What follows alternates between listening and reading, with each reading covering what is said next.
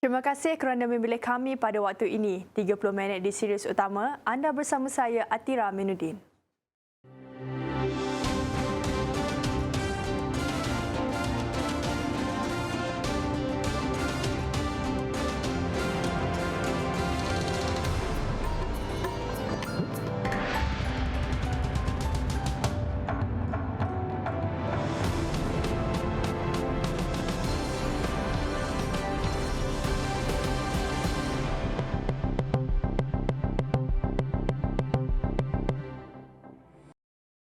Pertemuan Perdana Menteri Malaysia dengan Putera Arab Saudi berjaya. Juga kes tembak isteri, suspek direman 6 hari lagi.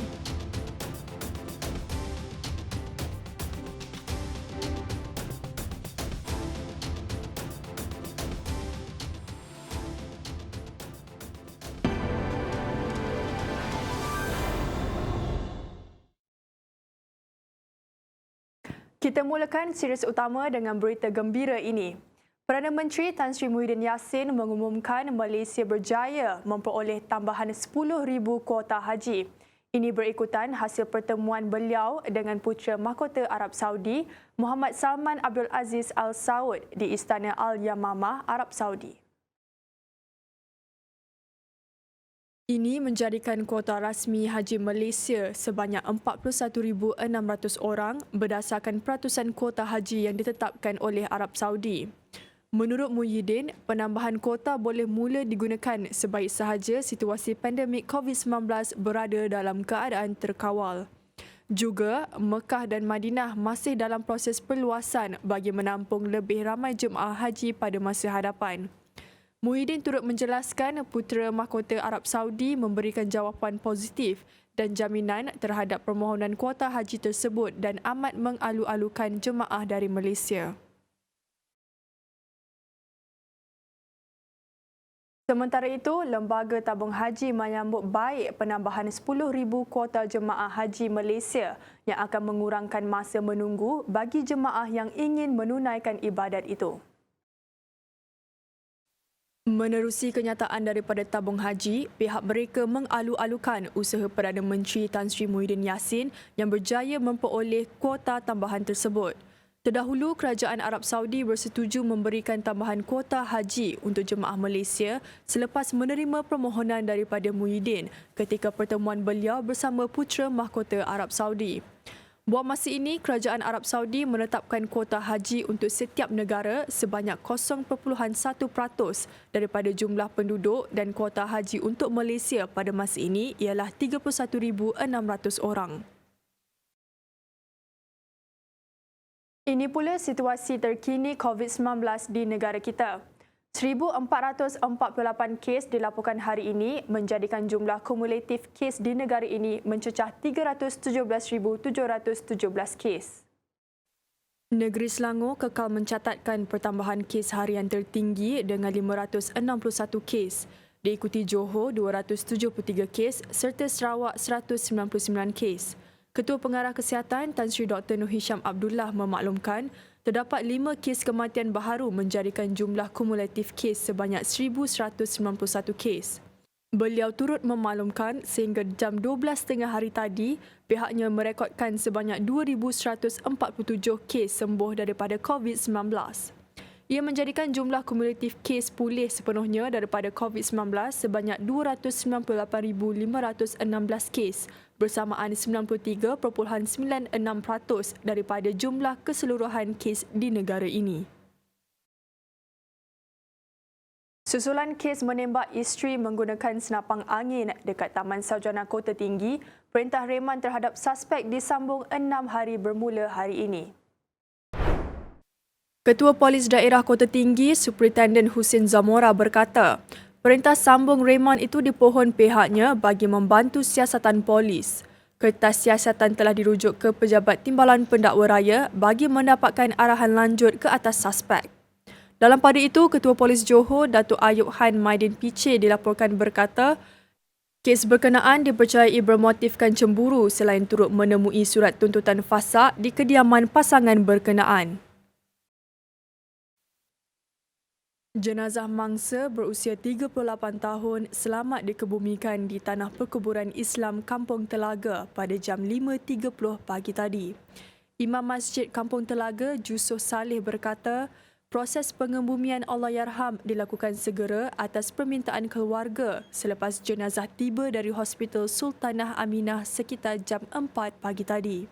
Selepas pengebumian selesai, anggota Karyah Masjid kemudiannya melakukan tahlil ringkas.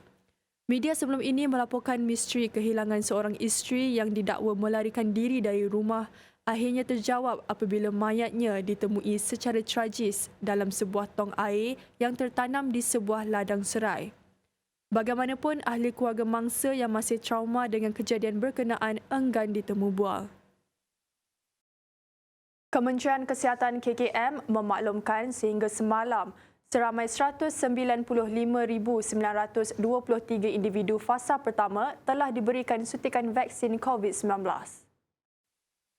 Menurut Ketua Pengarah Kesihatan Tan Sri Dr. Nur Hisham Abdullah, Perdana Menteri Tan Sri Muhyiddin Yassin dan beliau menjadi antara individu terawal menerima suntikan dos pertama vaksin COVID-19 jenis Pfizer-BioNTech selepas program imunisasi vaksin COVID-19 dilancarkan pada 24 Februari lalu. Sarawak merekodkan jumlah penerima suntikan dos pertama vaksin tertinggi dengan 27,500 individu. Diikuti Sarawak 27,500, Selangor 19,251, Kuala Lumpur 16,887, Pahang 16,342. Manakala bagi negeri Sabah 16,245, Perak 15,881, Johor 15,843, Kelantan 14,185, Kedah 11,638, Terengganu 11,261, Negeri Sembilan 8,385 dan bagi negeri Pulau Pinang 7,781. Melaka 5,365, Perlis 4,158, Putrajaya 2,941 dan Labuan 2,260. Akibat memandu lori secara berbahaya, seorang pemandu lori dipukul kerana cuba melarikan diri selepas terbabit dalam kemalangan di Jalan Perak Kanan, Kampung Bukit Canggang, Selangor petang semalam. Menurut Ketua Jabatan Siasatan dan Penguatkuasaan Trafik Selangor, Superintendent Azman Syariat, lelaki berusia 53 tahun itu mengalami kecederaan di kepala, leher, muka dan bahagian belakang badan serta bahagian tangan dan kaki dipercayai dipukul orang awam. Lelaki berkenaan dipercayai cuba melarikan diri selepas melanggar seorang penunggang motosikal berusia 21 tahun dari arah Jalan Banting Dengkil menghala ke lapangan terbang antarabangsa Kuala Lumpur KLIA. Selepas pelanggaran berkenaan, pemandu lori itu dikepung oleh sekumpulan orang kampung menyebabkan dia mengundurkan lorinya seterusnya melanggar sebuah lagi motosikal serta sebuah kereta. Bagi penunggang motosikal pula, patah tangan serta kedua-dua belah kakinya dan sudah mendapatkan rawatan kecemasan di Hospital Banting. Dua lagi mangsa iaitu penunggang motosikal dan pemandu kereta bagaimanapun tidak mengalami sebarang kecederaan. Kes berkenaan disiasat mengikut Seksyen 43-1 APJ 1987 pelanggaran pertama dan Seksyen 42-1 APJ 1987 pelanggaran kedua.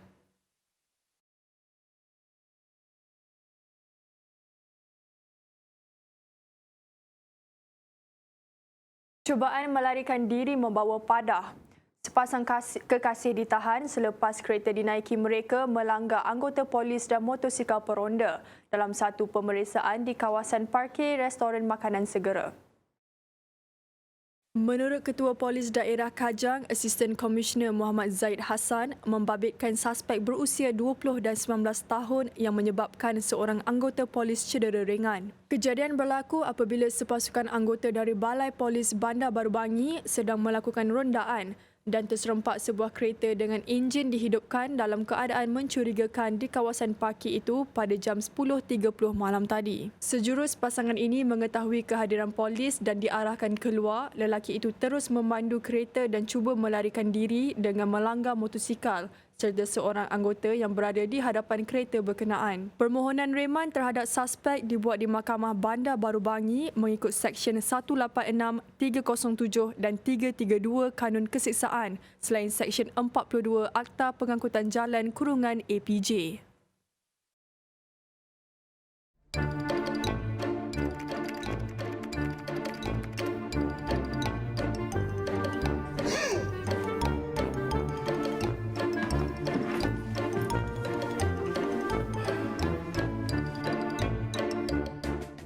Cepat-cepat nak pergi mana tu bang?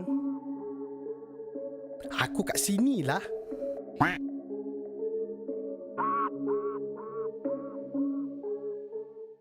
Aku tahulah kau comel, tapi kesihatan tu kena jaga. Kau tahu sekarang ni kan, kes dah banyak. Habis tu kenapa kau tinggalkan aku kat sini? Pandai pun.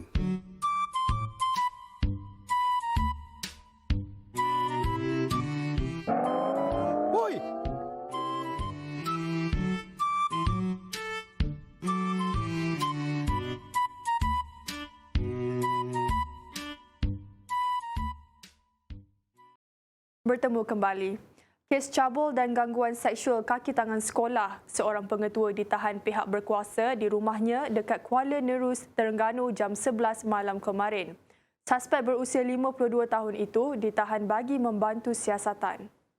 Terdahulu, laporan dibuat 4 wanita iaitu kaki tangan dan pekerja kontrak kebersihan sekolah terbabit.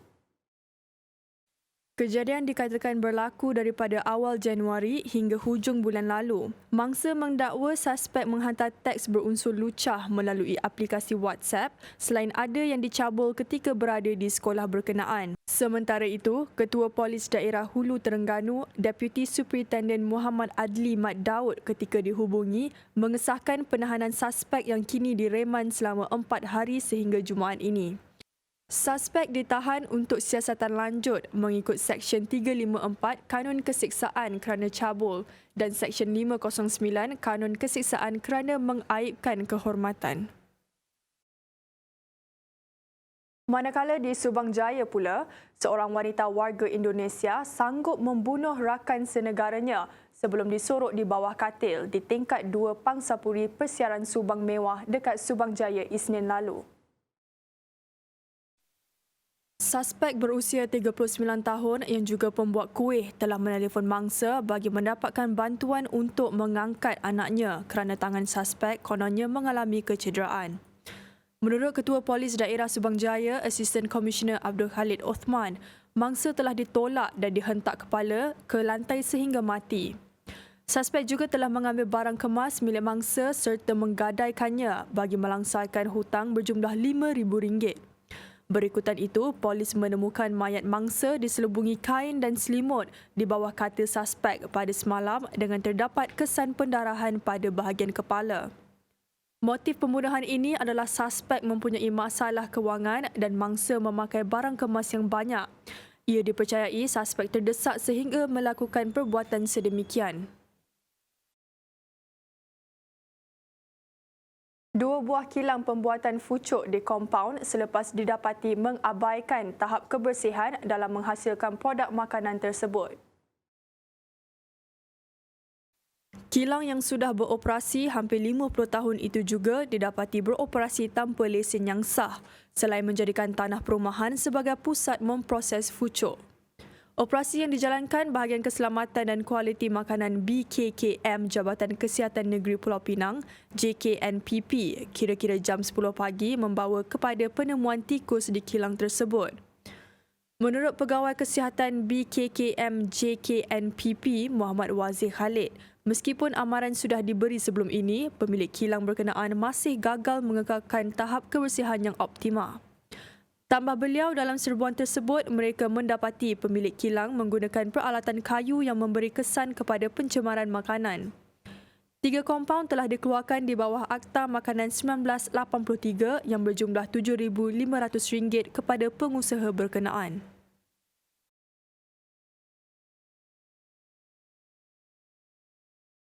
Gara-gara menerima rasuah RM300,000, seorang ahli perniagaan berpangkat Datuk Seri dan seorang lagi individu ditahan pihak Suruhanjaya Pencegahan Rasuah Malaysia SPRM.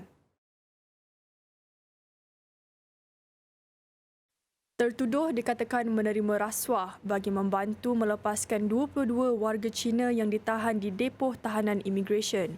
Perintah reman itu dikeluarkan Magistrate Fatina Amira Abdul Jalil di Mahkamah Magistrate Shah Alam. Pihak Suruhanjaya Pencegahan Rasuah Malaysia SPRM Selangor menahan lelaki berusia 44 tahun kira-kira jam 8 malam semalam. Dalam pada itu, seorang wanita berusia 41 tahun juga ditahan dan seorang lagi suspek iaitu ejen pekerja warga asing ditahan pada jam 1 pagi. Suspek mendakwa boleh membantu menyelesaikan kes penahanan 22 warga Cina yang ditahan kerana disyaki terbabit dalam sindiket judi dalam talian dan juga Macau scam.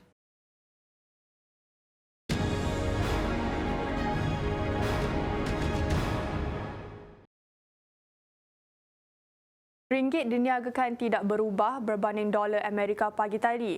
Setakat jam 9 pagi, ringgit berada pada 4.115 berbanding dolar. Menurut Ketua Strategi Pasaran Global Axis Stephen Ines, pergerakan ringgit dikekang oleh ulasan mesra risiko pertukaran wang asing daripada People's Bank of China PBOC. Ia kerana perolehan bond yang tinggi selepas mencecah paras 4.13 semalam. Bagaimanapun, di pasaran minyak, penanda aras Brent yang diniagakan 0.37% lebih tinggi pada $67.77 Amerika. Setong turut menyokong ringgit daripada merosot. Kaji selidik terkini Persatuan Pengangkutan Udara Antarabangsa IATA mendedahkan ramai yang semakin yakin melakukan perjalanan dan pengembaraan dengan majoriti percaya mereka yakin berbuat demikian sebaik sahaja selepas divaksinasi. Menurut Ketua Pengarah Merangkap Ketua Pegawai Eksekutif Alexandre D. Juniac, kira-kira 57% responden dijangka melakukan perjalanan dalam tempoh 2 bulan pandemik itu dibendung. Malah, hampir 40% melaporkan tekanan mental dan kehilangan komunikasi sebenar susulan sekatan perjalanan. Pihaknya akan merangka pelan bagi menghubungkan semula orang, perniagaan dan ekonomi secara selamat. Pun begitu, sekitar 84% pelancong tidak akan melakukan perjalanan sekiranya membabitkan kuarantin di tempat yang dituju.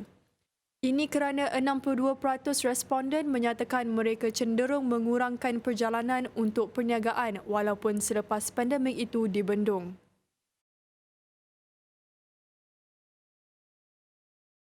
Petronas menjalin kerjasama strategik bersama syarikat berpangkalan di Emirat Arab Bersatu UAE Abu Dhabi, National Oil Company ADNOC dan Mazda untuk melaksanakan kerjasama merentasi rantaian nilai tenaga. Pengarah teknikal bercadang untuk membawa skuad B19 ke Sukan C 2023. Ekoran persepsi peminat bola sepak tempatan yang semakin tinggi untuk Malaysia meraih pingat. Hamidin telah diumumkan sebagai Ketua Kontijen Negara ke Sukan C 2021 dan menjadi wakil pertama daripada Sukan Bola Sepak. Dalam membudayakan normal baru, penggunaan perkhidmatan digital mampu melancarkan lagi urusan seharian kita. Ikuti contoh Adam mengadaptasi normal baru di tempat kerja. Sebelum memasuki bangunan, dia menggunakan aplikasi MySejahtera untuk membuat penilaian kesihatan kendiri bagi memastikan dirinya berisiko rendah dan mendaftar masuk ke lokasi. Kemudian, dia merekodkan kehadirannya di portal SportMe. Di dalam lift, Adam dan pegawai-pegawai lain berdiri mengikut penjarakan sosial yang betul. Sebelum ke mesyuarat, Adam menyemak dokumen yang diperlukan menerusi sistem DDMS. Semua pegawai duduk dengan jarak 1 meter. Mesyuarat ini juga dilaksanakan secara telesidang menggunakan MyGov UC. Ekonomi pasca COVID-19 ternyata mencabar, namun telah membuka peluang pekerjaan baru, terutamanya dalam ekonomi digital. Ini mendorong Khairul untuk meningkatkan kualiti hidupnya. Dia mendapatkan maklumat tentang memulakan perniagaan di portal Malaysia Biz. Dalam mengadaptasi normal baru ini juga, anaknya sedang giat mengikuti pembelajaran secara dalam talian. Demi masa depan keluarganya, Khairul membuat keputusan untuk mendaftarkan perniagaan barunya. Tahukah anda tentang pendigitalan KKM? Pesakit kes ringan seperti Laila kini boleh menempas slot temujanji secara dalam talian di portal MyHealth. Di klinik, jururawat menjana surat pengesahan dan pengakuan pegawai Laila menerusi EGL. Sementara itu, Dr. Muizzuddin sedang memberikan penilaian kesihatan susulan secara maya. Apabila tiba giliran Laila, dia menerima rawatan yang sewajarnya. Dr. Muizzuddin kemudian merekodkan maklumat kesihatan pesakit ke dalam sistem HIS. Kita harus bergerak seiring dengan perubahan masa. Pendigitalan ialah normal baru. Kita guna, kita sokong, kita mampu.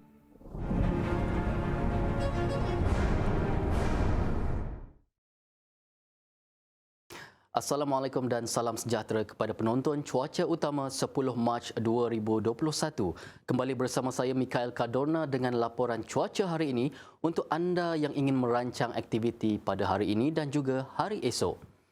Baiklah, menerusi carta angin yang sedang dipaparkan ini pada ketika ini, rantau negara menerima pengaruh angin dari arah timuran dengan halaju sekitar 20 sehingga 30 km sejam. Justru itu, tiada sebarang amaran angin kencang dan juga laut bergelora yang berkuat kuasa pada ketika ini. Dan menerusi carta paparan angin ini juga, dapat kita perhatikan, terdapat kawasan bertekanan rendah sedang berlaku di kawasan perairan timur Sabah yang dijangka akan membawa keadaan cuaca lembap di kawasan yang berkenaan. Justru itu, Met Malaysia menerusi laman sesawang mereka telah mengeluarkan amaran cuaca peringkat waspada yang melibatkan bahagian pedalaman, pantai barat, Sandakan dan juga Kudat di negeri tersebut. Amaran ini berkuat kuasa pada 12 sehingga 13 Mac nanti. Orang ramai terutamanya di kawasan berkenaan perlulah sentiasa berjaga-jaga dan sentiasa mengikuti perkembangan cuaca dari masa ke semasa. Baiklah, untuk keadaan cuaca pada ketika ini pula, dapat kita perhatikan hujan di 1-2 tempat sedang berlaku di kawasan pedalaman Semenanjung Malaysia, terutamanya di sepanjang banjaran Titiwangsa. Keadaan hujan yang berlaku ini dijangka akan berakhir dalam masa 2 hingga 3 jam lagi. Begitu juga keadaan bagi negeri Sarawak, iaitu hujan di beberapa tempat sedang berlaku di kesemua bahagian di negeri tersebut. Bagi negeri Sabah pula, hujan di 1-2 tempat sedang berlaku hanya melibatkan bahagian pantai barat, Sandakan dan juga Tawau. Hujan yang sedang berlaku di kedua-dua negeri ini dijangka boleh berterusan sehingga ke malam nanti. Baiklah, seterusnya kita beralih ke paparan model numerikal hujan untuk cuaca pagi dan juga petang pada 11 Mac 2021. Baiklah, menerusi model tersebut diramalkan keadaan cuaca bagi Semenanjung Malaysia adalah tiada hujan pada sebelah pagi. Namun menjelang petang sehingga ke lewat petang, ribut petir di 1-2 tempat dijangka boleh berlaku di kesemua negeri. Keadaan cuaca lembap ini dijangka sehingga ke awal malam. Bagi negeri Sabah dan juga di negeri Sarawak pula, hujan dijangka berlaku di bahagian Kudat, Sandakan di negeri Sabah dan juga di kesemua bahagian di negeri Sarawak. Baiklah, sebelum kita berpisah, ikuti ramalan cuaca 3 hari bagi bandar-bandar utama di seluruh negara. Sekian, Assalamualaikum dan salam sejahtera.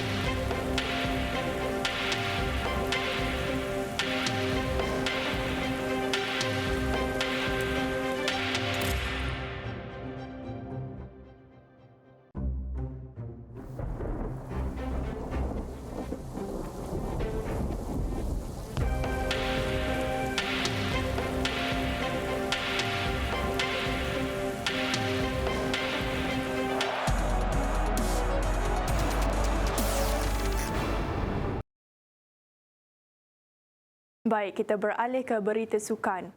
Kedah FC mula dengan langkah kanan apabila berjaya menewaskan pasukan lawannya Sabah FC 2-0 sekaligus meraih 3 mata pertama dalam saingan Liga Super Malaysia yang membuka tirainya 5 Mac lalu.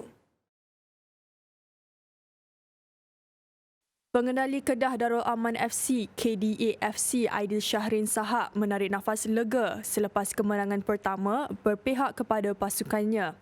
Kerja keras yang ditunjukkan semua pemain membuahkan hasil dengan pungutan 3 mata di laman sendiri. Tambahnya, Kedah FC tidak memandang rendah kepada pasukan lawannya dengan kemampuan yang dimiliki walaupun Sabah FC kekurangan pemain import. Gol kemenangan Kedah FC menerusi Kipre Cece pada minit ke-15 dan Kepah Sherman 5 minit kemudian. Pun begitu, skuad Helang Merah akan memperkuat corak permainan ketika bertandang ke Pulau Pinang untuk bertemu Penang FC pada Jumaat ini. Dalam pada itu, pasukan negeri di bawah Bayu Sabah FC tetap berpuas hati walaupun tewas kepada lawannya Kedah FC dalam saingan Liga Super Malaysia yang berlangsung di Stadium Darul Aman. Ini kerana permainan yang cantik tanpa tunggak pemain import menjadikan pengalaman paling berharga buat skuad kendalian Sabah FC Kurniawan Dwi Yulianto. Meskipun tewas, namun semangat juang yang tinggi ditampilkan barisan pemain harus dipuji. Sabah FC yang ketinggalan 2 gol tetap terus bangkit serta memberi tekanan kepada pihak lawan hingga ke whistle terakhir. Menurut Kurniawan lagi, kematangan dan pengalaman pemain Kedah FC menjadi punca skuad bimbingannya tewas pada aksi itu selepas mencatatkan keputusan 1-1 menentang Melaka United FC pada Sabtu lalu. Menjelang Sukan SEA 2021 dekat Hanoi, Vietnam, Datuk Hamidin Muhammad Amin dilantik sebagai Ketua Kontijen Buat Atlet Negara, sekaligus menjadi wakil pertama daripada sukan bola sepak yang diberi tanggungjawab memikul tugas berkenaan sejak tamasya itu diperkenalkan pada 1959. Perkhidmatan terbaik akan diberikan kepada semua persatuan sukan kebangsaan yang menghantar pasukan menyertai tamasya Dwi tahunan itu. Tambahannya, beliau pun dilantik di atas kapasiti sebagai Presiden Persatuan Bola Sepak Malaysia FAM. Namun, layanan sama rata akan diberi kepada semua pasukan bagi memastikan kontijen negara berada pada tahap terbaik. Hamidin mengakui sedar dengan cabaran yang bakal dihadapinya, terutama membawa kontijen negara bertanding dalam era pandemik COVID-19 yang memerlukan beliau mengendalikannya mengikut kebiasaan baharu selain mematuhi prosedur operasi standard SOP yang ditetapkan. Sukan SEA 2021 akan membuka tirainya pada 21 November hingga 2 Disember depan. Skuad bawah 19 tahun akan dihantar menyertai Sukan SEA 2021 di Hanoi, Vietnam. Tamasya Dwi tahunan itu akan menjadi sebahagian daripada persiapan untuk menghadapi Sukan SEA 2023 selain layak ke Sukan Olimpik 2024 di Paris. Pengarah teknikal bercadang untuk membawa skuad B19 ke Sukan SEA 2021. Ekoran persepsi peminat bola sepak tempatan yang semakin tinggi untuk Malaysia meraih pingat. Hamidin telah diumumkan sebagai Ketua Kontijen Negara ke Sukan SEA 2021 dan menjadi wakil pertama daripada Sukan Bola Sepak.